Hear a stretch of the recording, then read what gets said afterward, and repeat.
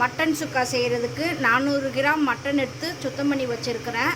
கொஞ்சம் மஞ்சத்தூள், உப்பு, 1 டீஸ்பூன் மிளகாய்த்தூள், மட்டன் வேகிறதுக்கு 1 டம்ளர் தண்ணி நல்லா மிக்ஸ் பண்ணிக்கிறலாம்.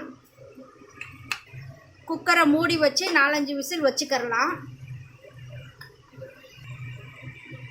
மட்டன் வேகட்டும். ஒரு சின்ன வடைச்சட்டியில் கொஞ்சம் மல்லி, 1 டீஸ்பூன் ஜீரகம், 1 டீஸ்பூன் சோம்பு, 1 ஸ்பூன் மிளகு, 4 வரமிளகாய், 1 பட்டை, கிராம்பு, ஏலக்காய் எல்லாத்தையும் எண்ணெய் ஊற்றாமல் வறுத்துக்கிறலாம். நல்லா வறுபட்டுருச்சு. இதை ஒரு மிக்ஸி ஜாரில் சேர்த்துக்கிறலாம்.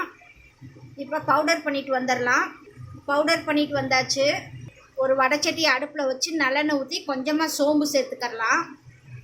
2 வரமிளகாய் கிள்ளி வச்சுருக்கேன், கருவேப்பிலை, இஞ்சி பூண்டு தட்டி வச்சுருக்கேன், அதையும் சேர்த்து நல்லா வதக்கிக்கிறணும்.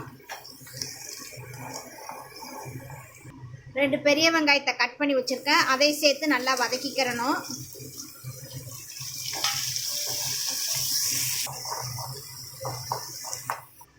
சின்ன சைஸ் தக்காளி 1 எடுத்து வச்சுருக்கேன், அதை சேர்த்து வதக்கிக்கிறலாம். நல்லா வதங்கிருச்சு. இப்போ வேக வச்ச மட்டனை சேர்த்துக்கிறலாம். தண்ணியோடையே சேர்த்துக்கிறலாம். பவுடர் பண்ணிட்டு வந்த மசாலாவையும் சேர்த்துக்கிறலாம்.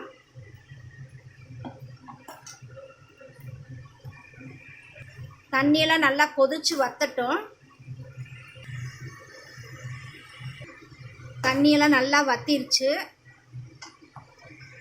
இப்போ மல்லி, கருவேப்பிலையை போட்டு இறக்கி வச்சிடலாம்.